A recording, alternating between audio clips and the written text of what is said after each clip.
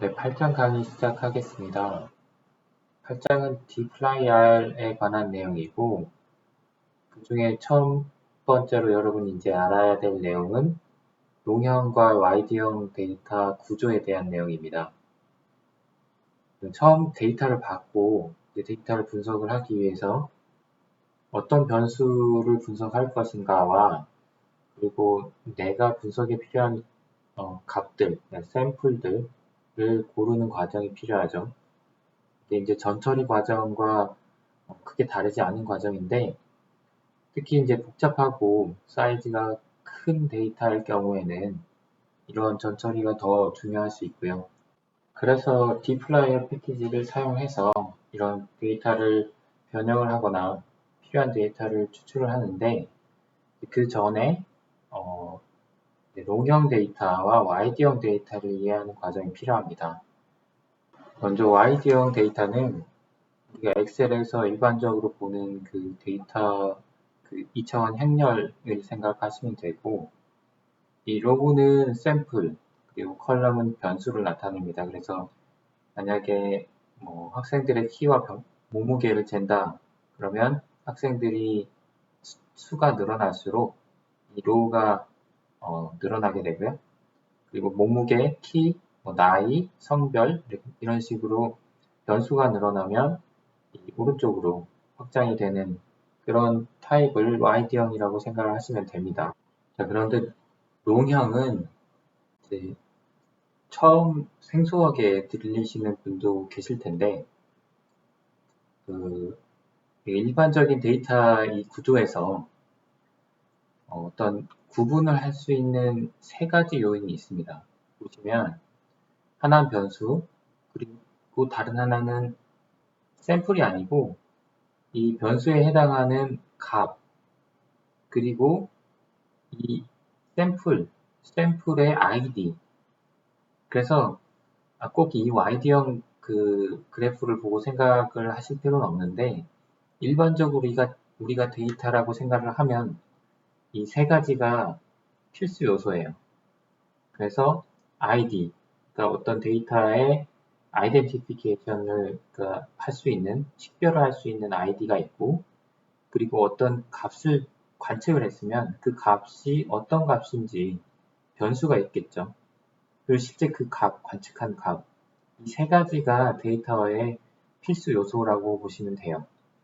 그래서 이 세 가지 필수 요소를 각 컬럼에 배치를 하고, 샘플이 늘어나든 변수가 늘어나든 이 아래로 확장이 되는 그런 타입이 롱형 데이터 타입이라고 보시면 됩니다. 그림을 보면서 이해를 하시면 좀 편한데, ID 같은 경우에는 여러 개가 될 수 있죠. 한 사람에 대해서 몸무게와 키, 그러면 그 사람의 아이디는 똑같죠. 대신에 변수가 다르죠. 그 몸무게에 해당하는 값, 키에 해당하는 값. 만약에 F라는 게 만약에 나이다. 그러면 첫 번째 사람의 나이에 해당하는 값, 두 번째 사람의 나이에 해당하는 값, 이런 식으로 샘플 데이터가 얼마나 늘어나든지 간에 이 세 개의 변수만 가지고 있으면 이 모든 데이터를 다 표현할 수가 있죠.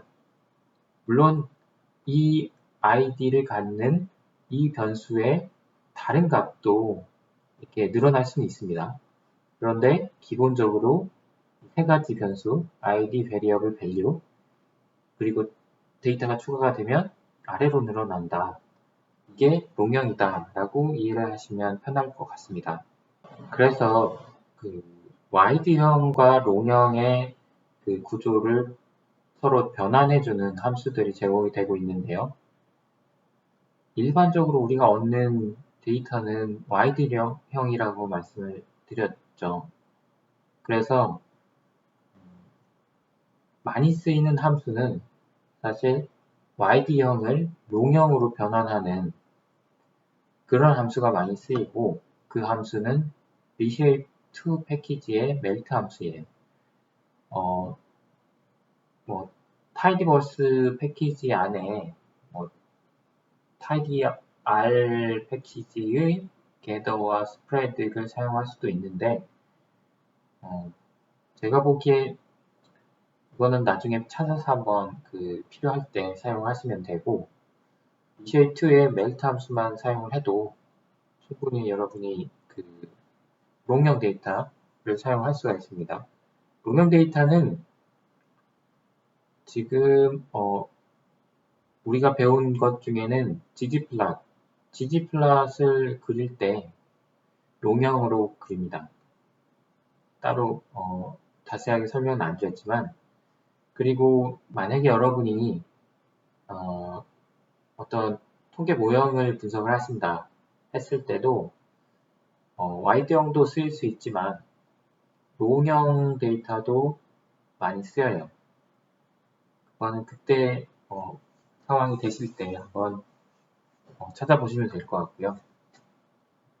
그래서 reshape의 melt 함수를 사용을 해서 와이드형을 롱형으로 바꾸는데 이 과정을 한번 실습으로 진행을 해보겠습니다.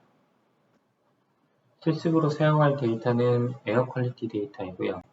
에어 퀄리티 데이터는 이 6개의 변수로 되어 있죠. 그래서 전형적인 YD형 변수가 하나 추가가 된다면 오른쪽으로 붙겠죠.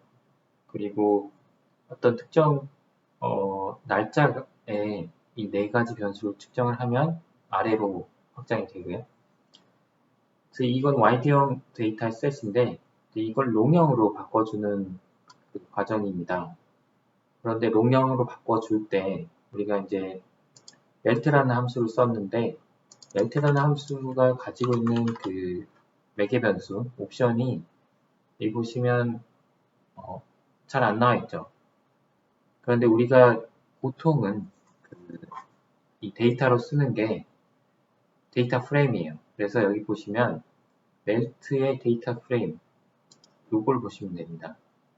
또 보시면 id.pars라는 게 있죠.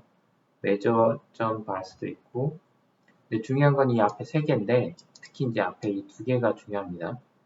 그런데 이 id.pars라는 게 id로 쓸 베리어블이라는 얘기예요. 그러니까 이 하나의 샘플을 다른 샘플과 구별되도록 식별할 수 있는 id를 뭘로 쓸 거냐 이해집니다. 근데 여기는 지금 i가 따로 없어요. 없죠. 대신에 이 month랑 day를 같이 쓰면 중복되는 id가 없을 것 같습니다. 그래서 여기서 보시는 것처럼 id parse를 month랑 day를 같이 써서 데이터를 좀 작게 5개만 써서 보시면 month랑 day가 id가 되면 이제 month랑 day가 이렇게 2개 이상 나올 수가 있어요. 왜냐하면 지금 4개의 오존과 솔라.r과 윈드 템프가 있는데 4개의 변수가 있는데 각각의 변수의 값을 이렇게 한 라인에 표현하다 보니까 여기서도 여기는 오존의 값을 표현할 때 id 여기서는 솔라.r의 값을 표현할 때 id 그래서 id가 중복해서 여러 개 나올 수 있고 그리고 해당되는 변수 그리고 그 값 이게 이제 롱형의 전형적인 구조라고 보시면 되고 이 멜트 함수의 사용법이라고 보시면 되겠습니다.